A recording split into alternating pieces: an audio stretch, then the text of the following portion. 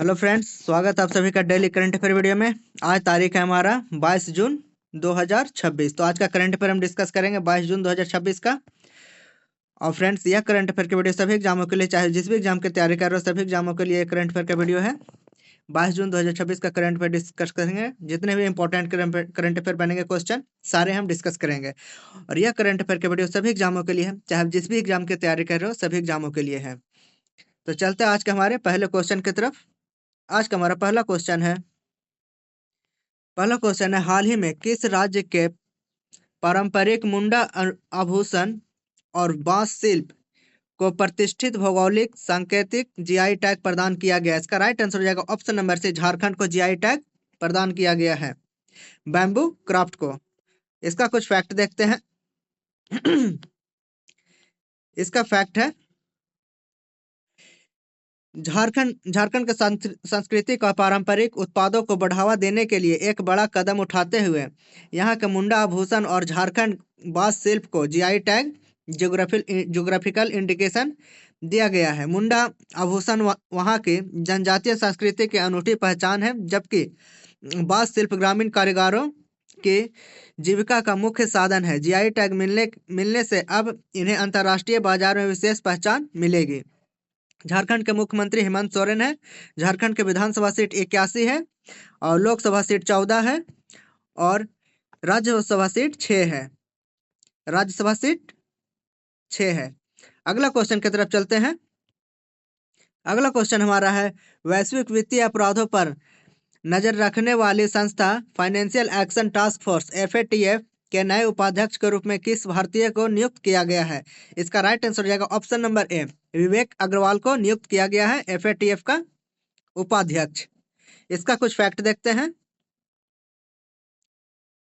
इसमें भारत ने अंतर्राष्ट्रीय वित्तीय प्रशासन में अपनी स्थिति मजबूत करते हुए एक बड़ी उपलब्धि हासिल की है।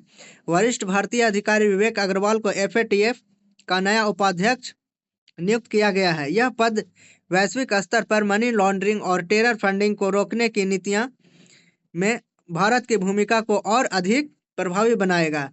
अगर FATF के गठन की बात करें तो 1989 में हुआ था। इसका मुख्यालय फ्रांस की राजधानी पेरिस में है। FATF का फुल फॉर्म हो जाएगा फाइनेंशियल एक्शन टास्क फोर्स। अगला क्वेश्चन देखते हैं।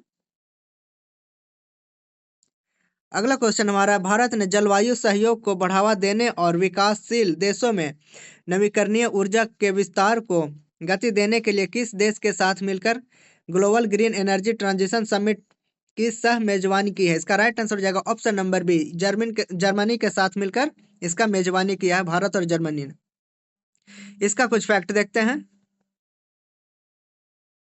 इसका फैक्ट है, भारत और जर्मनी ने संयुक्त रूप से global green energy transition summit का आयोजन किया।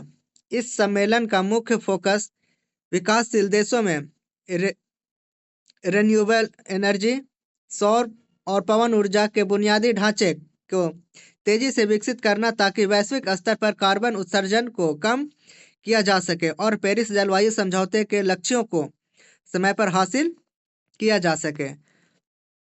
इसका जर्मनी का राजधानी है बर्लिन और इसके वर्तमान में वहाँ के वाइस चांसलर होते हैं जो प्रधानमंत्री के ही समकक्ष होते हैं। जर्मनी के वाइस चांसलर है फ्रेडरिक मर्ज। अगला क्वेश्चन देखते हैं। अगला क्वेश्चन हमारा है, भारत के किस प्रमुख बुनियादी ढांचा परियोजना के लिए national high speed rail corporation ने पहली बार दबाव तरंगे और टनल बूम की आवाज को कम करने वाली स्टॉल्टेड वेंट्स तकनीक पेश की है? इसका राइट आंसर हो जाएगा option number B, Mumbai Ahmedabad high speed rail. Option number B right answer हो जाएगा। इसका कुछ फैक्ट देखते हैं। जब हाई स्पीड ट्रेन संकीर्ण सुरंगों में प्रवेश करती है तो हवा के भारी दबाव के कारण टनल बूम नाम की एक तेज आवाज पैदा होती है। इसे रोकने के लिए भारत की पहली बुलेट ट्रेन परियोजना मुंबई अहमदाबाद की सुरंगों में प्रवेश द्वार पर विशेष स्लॉटेड वेंट्स लगाए जा रहे हैं। यह तकनीक वायु दाब को धीरे धीरे बाहर निकलने का रास्ता देती है, जिससे पर्यावरण और यात्रियों दोनों को ध्वनि प्रदूषण में राहत मिलेगी। अगला क्वेश्चन देखते हैं। अगला क्वेश्चन हमारा है, भारत के वित्त मंत्रालय ने देश में हाई स्पीड रेल कॉरिडोर और ग्रीन अर्बन डेवलपमेंट परियोजनाओं के वित्त पोषण के लिए किस नए बुनियादी ढांचा बॉन्ड को लॉन्च किया? इसका राइट आंसर हो जाएगा ऑप्शन नंबर सी, विकास निधि 2.0 को लॉन्च किया है। इसका कुछ फैक्ट देखते हैं। सरकार ने देश के इंफ्रास्ट्रक्चर को आधुनिक और पर्यावरण अनुकूल बनाने के लिए विकास निधि 2.0 नाम से एक उन्नत बुनियादी ढांचा ब्रांड योजना पेश की है। इसका मुख्य उद्देश्य बड़े पैमाने पर निजी और संस्थागत निवेश जुटाना है, जिसका सीधा उपयोग भारत के bullet train project, metro network और सस्टेनेबल शहरी विकास से जुड़ी परियोजना में किया जाएगा। अगला क्वेश्चन देखते हैं।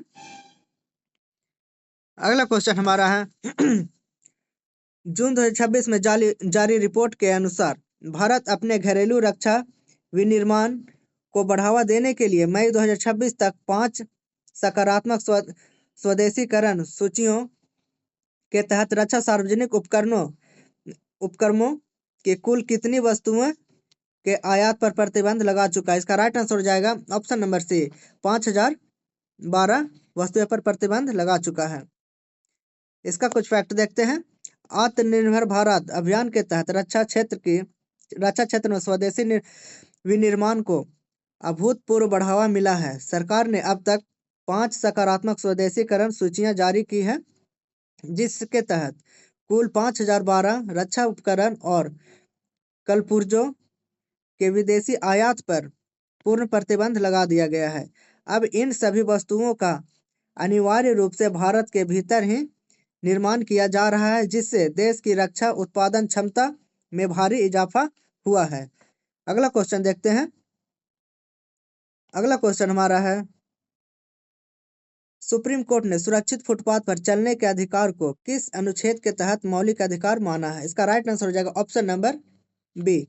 Option number B right answer हो जाएगा। यह अनुच्छेद के तहत मौलिक अधिकार माना गया फुटपाथ पर चलने का अधिकार को। अगर अनुच्छेद 17 की बात करें तो यह छुआछूत से रिलेटेड है। अनुच्छेद 17 जो है छुआछूत अनटचेबिलिटी से रिलेटेड है। और ये article number 14 right to equality, समानता का अधिकार। चलते हैं अगले क्वेश्चन की तरफ। अगला क्वेश्चन हमारा है, भारतीय सेना में शामिल किए गए INS दूनागिरी किस परियोजना के तहत बनाए गए स्टील्थ फ्रीगेट है? इसका राइट आंसर हो जाएगा option number B. Option number A हो जाएगा 17A के तहत। 17A के तहत बनाया गया ऑप्शन नंबर ए राइट आंसर हो जाएगा। अगला क्वेश्चन देखते हैं।